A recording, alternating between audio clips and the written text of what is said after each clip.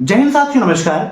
O level exam जनवरी 2026 के लिए चल रही ओ लेवल M1R5 के इस सीरीज में आज आप फिर से चैप्टर नंबर 8 के जो मोस्ट इंपॉर्टेंट और क्वेश्चंस रह गए थे उनको डिस्कस करने वाले हैं, जहां पर बैंकिंग के बहुत सारे इंपॉर्टेंट क्वेश्चंस आपको मिलेंगे।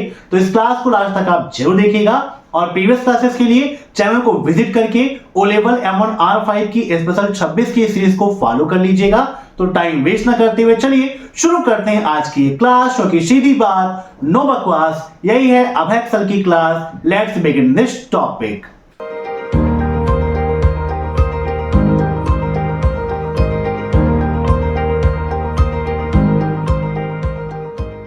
प्रीवियस क्लास में हमने 25 क्वेश्चंस इस क्लास के डिस्कस किए थे और आज का पहला क्वेश्चन है हमारा, VPA stand for virtual payment address. क्या VPA का full form virtual payment address होता है, ट्रू या फॉल्स? इन सभी क्वेश्चंस को आप सभी लोग मॉक टेस्ट के रूप में लेते रहिए और कमेंट बॉक्स में आंसर्स देते रहिए। वीडियो के लास्ट में आप जरूर बताइएगा कि आपके कितने क्वेश्चन सही हुए हैं। यहाँ पर बात की गई है VPA की। VPA का मतलब क्या होता है? Virtual payment address. आप सभी लोग जानते हैं UPI के माध्यम से पेमेंट करना होता है तो आपको एक UPI ID डालनी होती है और वही UPI ID आपका VPA होता है, वर्चुअल पेमेंट एड्रेस होता है, जिसके माध्यम से आप ऑनलाइन ट्रांजैक्शन को आसानी से सिक्योर तरीके से आप कर सकते हो। ठीक है, तो यहाँ पर इसका राइट आंसर क्या हो जाएगा? ऑप्शन फर्स्ट, ट्रू, बिल्कुल सही है। वर्चुअल पेमेंट एड्रेस ही होता है इसका फुल फॉर्म। अब नेक्स्ट, नाबार्ड किससे संबंधित है? बताइए क्या होगा इसका राइट आंसर? नाबार्ड किससे संबंधित है? बताइए नाबार्ड क्या है? तो देखिए नाबार्ड क्या होता है, नाबार्ड का फुल फॉर्म क्या है, यह भी आपके लिए इंपॉर्टेंट है। तो यहाँ पर आप देख सकते हैं कि नाबार्ड का फुल फॉर्म क्या होता है? National bank for agriculture and rural development. क्या होता है? National bank for agriculture and rural development होता है नाबार्ड का फुल फॉर्म। जैसे हिंदी में आप कह सकते हैं राष्ट्रीय कृषि और ग्रामीण विकास बैंक। यह भारत सरकार द्वारा स्थापित एक विकास बैंक है जिसका प्रमुख उद्देश्य कृषि और ग्रामीण विकास को बढ़ावा देना। मीन्स नाबार्ड भारत सरकार द्वारा स्थापित की गई एक ऐसी संस्था है जिसका प्रमुख उद्देश्य है कृषि और ग्रामीण, है ना, जो ग्राम है, गांव के स्तर को बढ़ाना। इसकी स्थापना कब हुई? 1982 में हुई। नोट डाउन कर लीजिएगा। 1982 में नाबार्ड की स्थापना संसद के एक अधिनियम के द्वारा की गई थी। काम क्या है नाबार्ड का? तो नाबार्ड का काम है ग्रामीण क्षेत्रों में वित्तीय, मीन्स जो फाइनेंशियल और गैर वित्तीय दोनों प्रकार की सहायता प्रदान करना, ताकि वहाँ के जो लोग हैं वो कृषि के क्षेत्र में, पशुपालन के क्षेत्र में या जो लघु उद्योग हैं, ग्रामीण उद्योग हैं, उसके विकास को कर सके, उसके विकास में मदद मिल सके और लोग गाँव में ही अच्छा पैसा कमा सके, उनके आय में वृद्धि हो सके। ठीक है, तो अब देखते हैं नेक्स्ट क्वेश्चन। उसके लिए राइट आंसर का हो जाएगा लेंडिंग इंस्टीट्यूशन। अब नेक्स्ट, क्या आप एक ही मोबाइल पर एक से अधिक UPI एप्लीकेशन का उपयोग कर सकते हैं, ट्रू या false? Can you use more than one UPI application on the same mobile if they are linked to the same bank account, true और फॉल्स? तो UPI क्या है? UPI का फुल फॉर्म होता है यूनिफाइड पेमेंट इंटरफेस। क्या होता है? यूनिफाइड पेमेंट इंटरफेस होता है। UPI के माध्यम से आप ऑनलाइन ट्रांजैक्शन कर सकते हो। पर डे आप कितना? 1 लाख रुपए का ट्रांजैक्शन कर सकते हो। 1 लाख रुपए पर डे का ट्रांजैक्शन आप UPI के माध्यम से कर सकते हैं।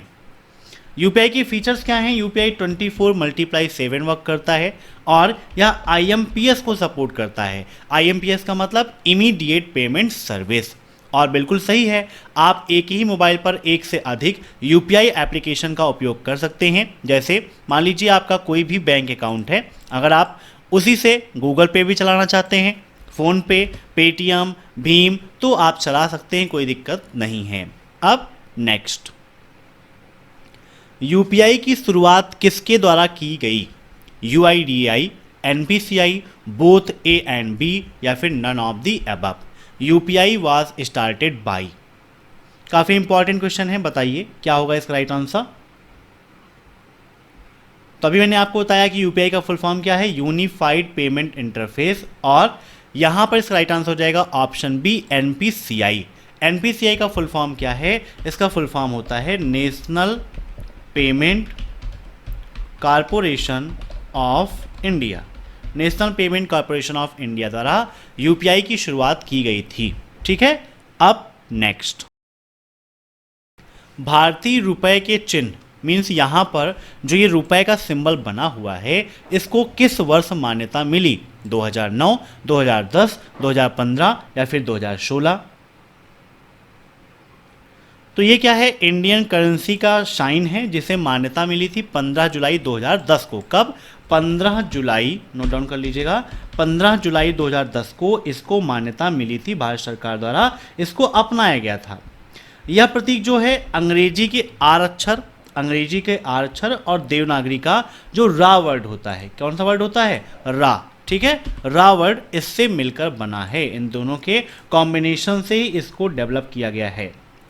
एक प्रतियोगिता थी भारतीय नागरिकों के बीच, उसमें उदय कुमार के नामक व्यक्ति ने, किसने, उदय कुमार नामक व्यक्ति ने इस सिंबल को वहां पर डिज़ाइन किया था और इसको वहां पर अपनाया गया है। ठीक है, याद रखिएगा।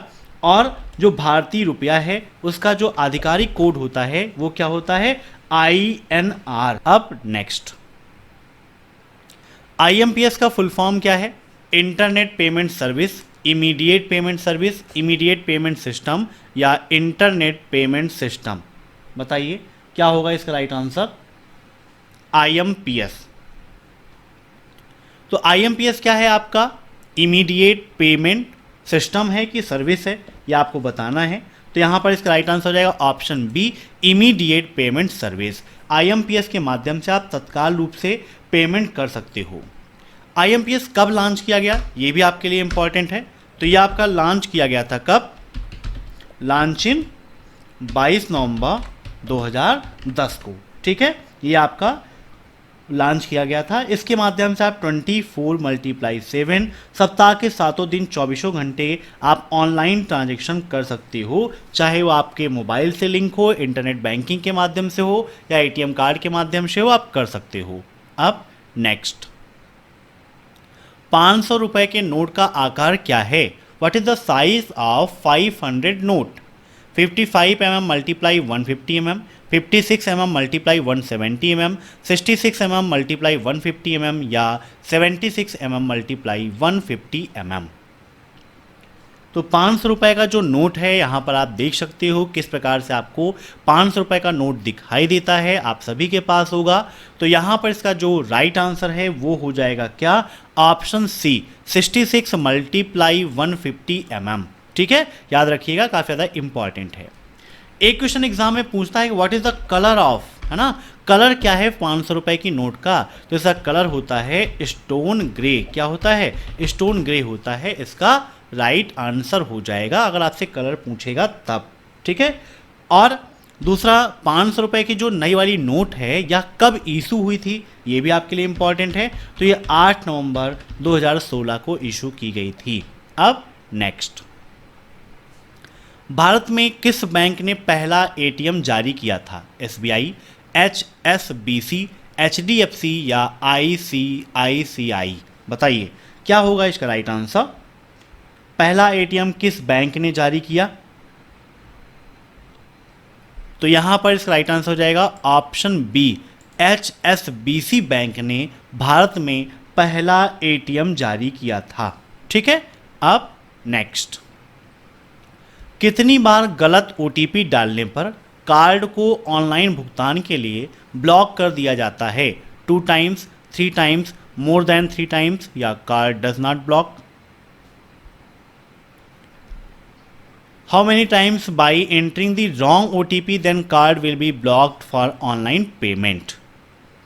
तो देखिए वहाँ पर आप जब 3 बार से अधिक कोई भी गलत OTP इंटर करते हैं तो आपके कार्ड को ऑनलाइन भुगतान के लिए, ऑनलाइन ट्रांजैक्शन के लिए, ऑनलाइन पेमेंट के लिए ब्लॉक कर दिया जाता है। तो राइट आंसर क्या हो जाएगा, option C, more than 3 times. अब नेक्स्ट, ABRS का फुल फॉर्म क्या है, what is the full form of ABRS? Aadhaar based remittance service, Aadhaar based reserve service, Aadhaar based reserve software, या none of the above? ABRS। तो ABRS का full form क्या होता है? Aadhaar based remittance service. Option first is right. ठीक है, option first is right. अब next, what is the full form of AEPS?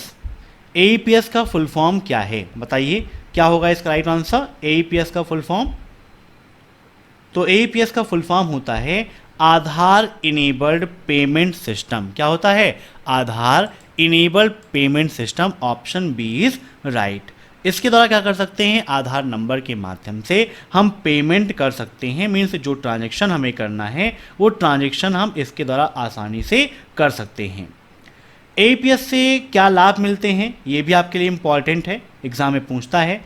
Main इसका फीचर क्या है? कैश विड्रा, कैश डिपॉजिट और बैलेंस इंक्वायरी। ठीक है, cash withdraw, cash deposit, balance inquiry, इसके अलावा मिनी स्टेटमेंट भी वहां से हम निकाल सकते हैं। ठीक है, अब नेक्स्ट, KYC का क्या मतलब होता है बताइए?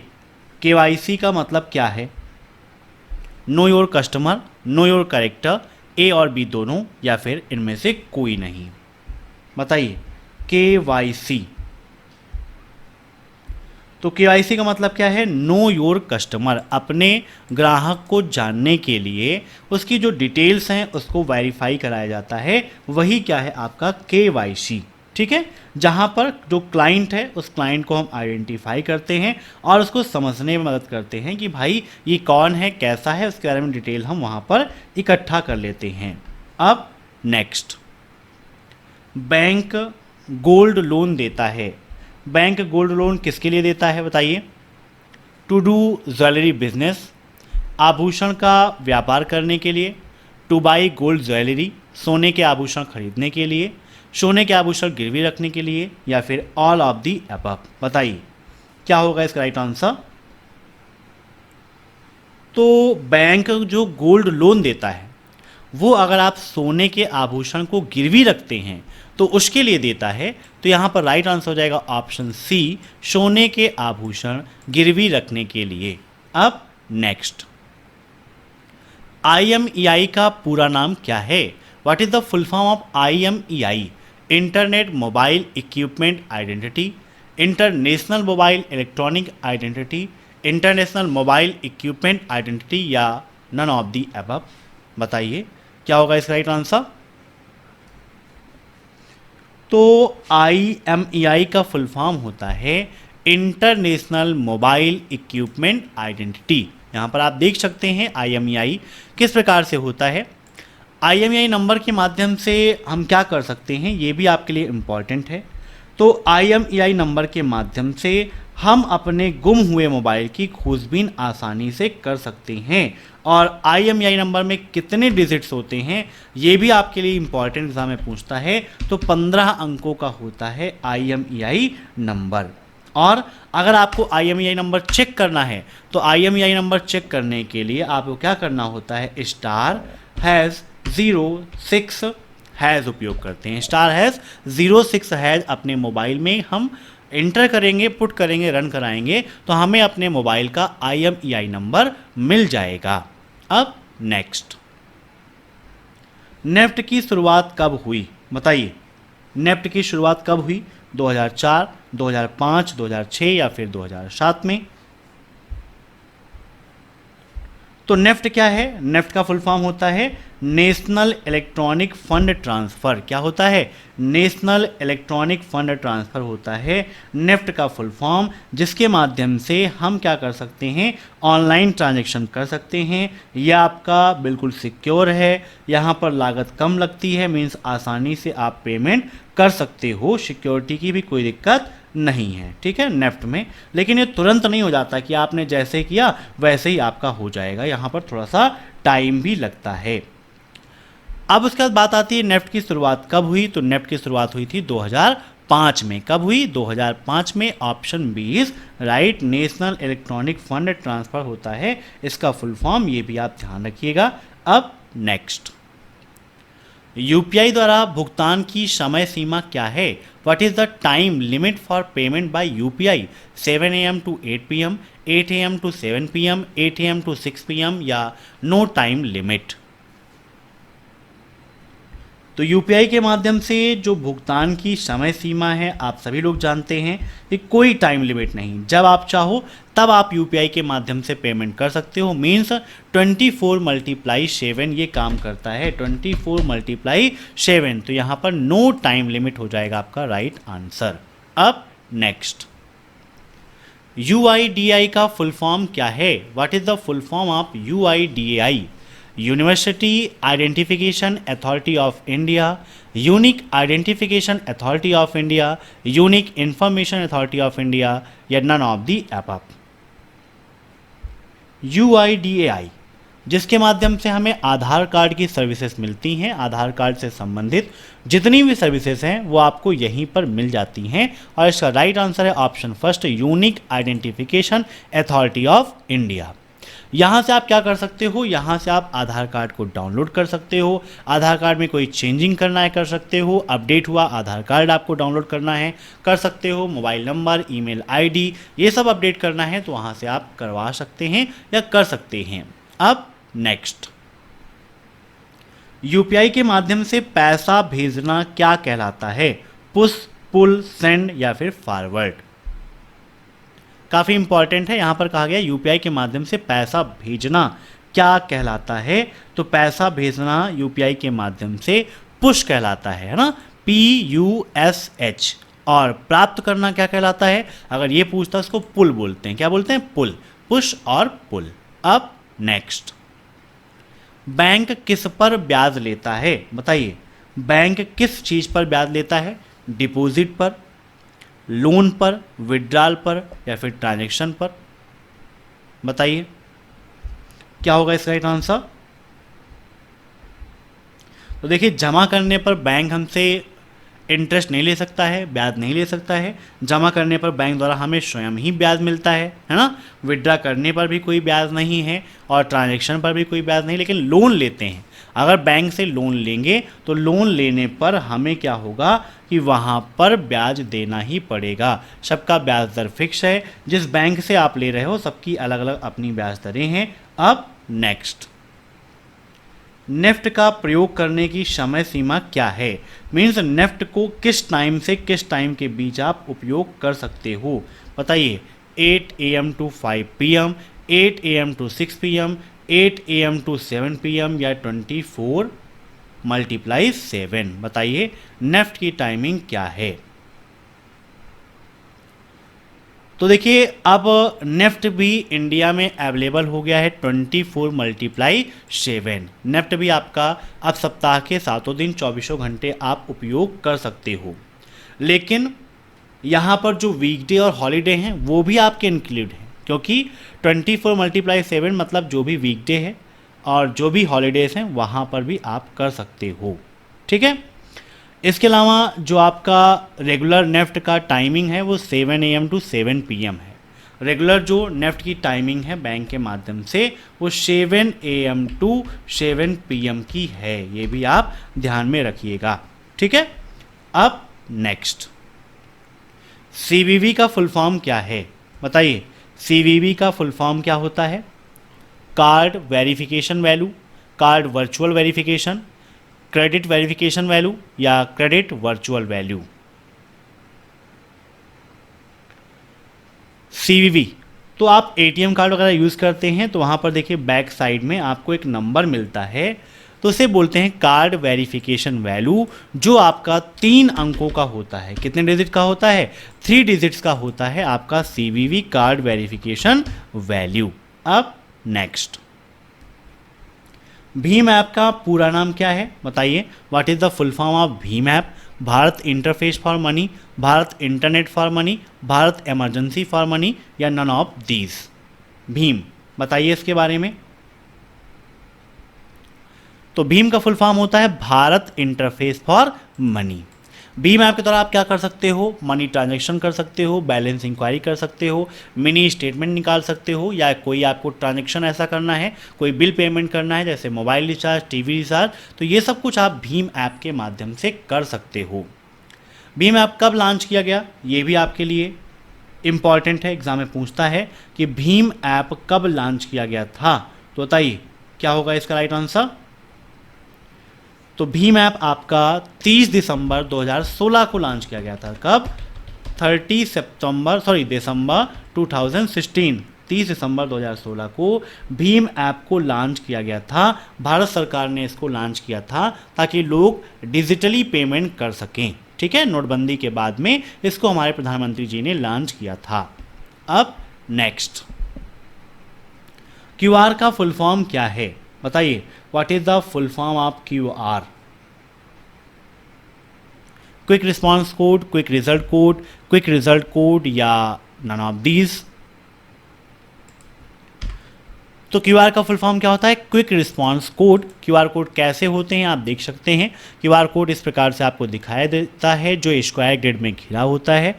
वर्तमान समय में मल्टी क्यूआर कोड्स भी आपको देखने को मिलते हैं। मीन्स मल्टी कलर वाले क्यूआर कोड्स आपको देखने को मिलते हैं जिसमें एक से अधिक कलर आप आसानी से प्राप्त कर सकते हो। आप अपना चाहो क्यूआर कोड बना भी सकते हो, है ना, कोई दिक्कत नहीं है। क्यूआर कोड कहाँ लॉन्च हुआ, कब लॉन्च हुआ? तो 1994 में जापान में लॉन्च किया गया था। अब नेक्स्ट, निम्नलिखित में से कौन सा क्रेडिट कार्ड का एक प्रकार है? Which of the following is a type of credit card? Mastercard, Visa, A और बी दोनों, या नन ऑफ द अबव? तो देखिए क्रेडिट कार्ड में मास्टर कार्ड भी है आपका, वीज़ा कार्ड भी है, तो यहाँ पर इसका राइट आंसर हो जाएगा ऑप्शन सी, बोथ ए और बी दोनों। ये दोनों आपके क्रेडिट कार्ड के ही प्रकार हैं। अब नेक्स्ट, टैन का फुल फॉर्म क्या है? What is the full form of tan? Tan number बताइए क्या होता है? Tax account number, tax deduction and collection account number, transaction account number, या क्या होगा इसमें से right answer? What is the full form of tan? जैसे आपका पैन होता है ना, वैसे ही आपका क्या होता है? टैन। बताइए टैन का फुल फॉर्म क्या है? तो यहां पर इसका राइट आंसर हो जाएगा tax deduction and collection account number होता है टैन का full form. Tax deduction and collection account number, जो आपका 10 डिजिट का अल्फ़ा न्यूमेरिक होता है। कैसा होता है? 10 डिजिट्स का अल्फ़ा न्यूमेरिक नंबर होता है जो आईटीडी के द्वारा जारी किया जाता है। ठीक है, अब कुछ लोग ये पूछते हैं कि पैन और टैन क्या अलग अलग हैं, है ना? तो हैं एक ही जैसे, लेकिन थोड़ा सा डिफरेंट फंक्शन आपका है। पैन का फुल फॉर्म क्या है? Permanent account number. अब नेक्स्ट, एमआईसीआर कोड में कितनी संख्या होती है? 6, 7, 8 या फिर 9? बताइए एमआईसीआर कोड में कितने डिजिट होते हैं?